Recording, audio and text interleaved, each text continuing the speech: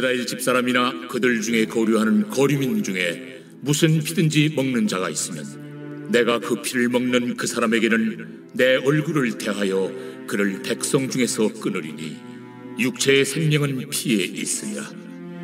내가 이 피를 너에게 주어 제단에 뿌려 너희의 생명을 위하여 속죄하게 하였나니 생명이 피에 있으므로 피가 죄를 속하느니라. 그러므로 내가 이스라엘 자손에게 말하기를 너희 중에 아무도 피를 먹지 말며 너희 중에 거류하는 거류민이라도 피를 먹지 말라 하였나니 모든 이스라엘 자손이나 그들 중에 거류하는 거류민이 먹을 만한 짐승이나 새를 사냥하여 잡거든 그것의 피를 흘리고 흙으로 덮을지니라.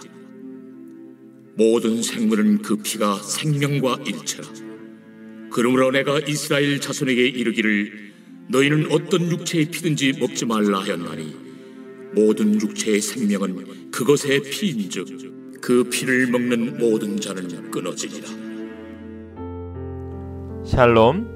7월 28일 생명의 피. 피는 생명입니다. 피는 생명을 이어가는데 필수적인 역할을 합니다. 수많은 혈관을 거쳐 몸 구석구석까지 영양소와 산소를 공급해주고 노폐물을 운반해 생명을 유지시켜줍니다.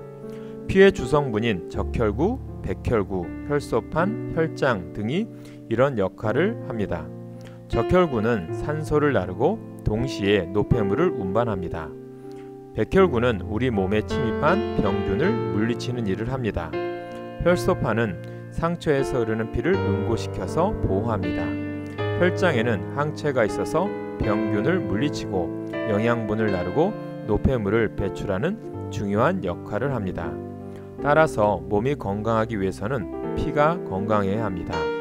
피가 병들면 몸도 병들고 맙니다. 이처럼 생명 유지에 필수적인 역할을 하는 피의 활동은 사람에게 생명을 주시는 예수 그리스도의 사역과 같습니다. 피가 우리 몸에 산소와 영양분을 공급해 생명을 유지하게 하듯이 예수님의 십자가 보혈은 그분을 믿는 자들에게 생명을 주십니다. 종교개혁가 마르틴 루터는 성경을 짜 보아라, 피가 나올 것이다 라고 했습니다. 우리 죄를 대신해 십자가에 못 박히시고 피 흘려 죽으신 예수님에 관한 책이 성경이기 때문입니다. 레위기 17장 12절에 보면 피를 먹지 말라고 분명하게 말씀합니다. 이는 문자 그대로 선짓국처럼 피를 식재료로 사용하거나 다른 생명의 피를 먹지 말라는 말씀이 아닙니다. 피를 먹지 말아야 하는 이유는 피에 생명이 있고 생명을 지닌 그 피가 죄를 속하기 때문입니다. 요한일서 1장 7절에서도 그 아들 예수의 피가 우리를 모든 죄에서 깨끗하게 하실 것이요 라고 했고, 골로새서 1장 14절도 그 아들 안에서 우리가 속량 곧 죄사함을 얻었도다 라고 했습니다. 우리는 분명히 예수님의 십자가 피로 죄를 용서받고 구원을 받았습니다. 예수님이 주신 이 영원한 생명을 어떤 경우에도 소홀히 여기거나 빼앗겨서는 안 됩니다. 지금도 우리 몸 안에 피가 흘러서 생명이 유지되듯이 예수 그리스도의 생명이 우리 삶에 흘러넘치도록 해야 합니다. 그래서 영육의 강건함을 입고 생명을 살리는 일에 복되게 쓰임받기를 바랍니다. 오늘의 기도 제목입니다. 항상 십자가의 능력을 사모하게 하옵소서.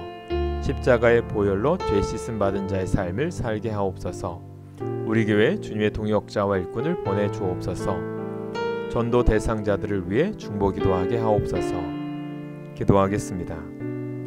사랑의 하나님, 죄인인 우리를 예수님의 십자가의 피로 구원해 주신 은혜를 감사합니다. 주님의 대속의 피로 깨끗해졌으니 속죄함을 얻은 의인으로 살아가며 승리하게 하옵소서. 생명을 살리고 세우는 일에 귀하게 쓰임받게 하옵소서. 예수님의 이름으로 기도합니다. 아멘.